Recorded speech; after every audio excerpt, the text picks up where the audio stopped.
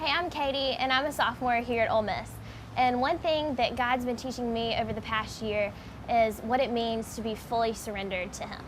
And I think a lot of times when we try to live for Christ, we want to follow Him, but there's parts of our lives that we still want to hang on to. There's things about ourselves that we're ready to surrender to God, and we want Him to take those. But then there's other areas of our lives that we want to hang on to for ourselves, either because we think they'll make us happy or we're just not ready to give them up. But God's called us to surrender all areas of our lives to Him. And the truth is, the only time that we're truly going to be fulfilled, the only way we'll really be happy and experience all of the joy and life that Christ has to offer is when we surrender all areas of our lives to Him. Jesus came so that we might have life and have it to the fullest.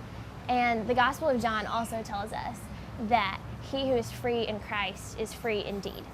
God doesn't want to hold us back or to stop us from having fun or from being happy. He wants to give us a life that's better than any life we could ever try to create for ourselves. So I guess just the most important thing for us to remember is that to experience this abundant life that Jesus died to give us, it's okay for us to trust God with all areas of our lives. We need to surrender it all to Him, because that's when we're truly going to be fulfilled, and that's when we're truly going to be living life to the fullest in Christ. Hey, I'm Catherine, and I'm a sophomore at Ole Miss. I think one thing the Lord's been teaching me is how to have a heavenly perspective on my life.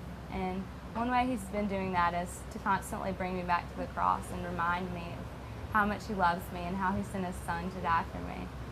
And through viewing that, I think that everything else kind of grows dim. There's this old hymn that says, "And the things of life will grow strangely dim in the light of His glory and grace."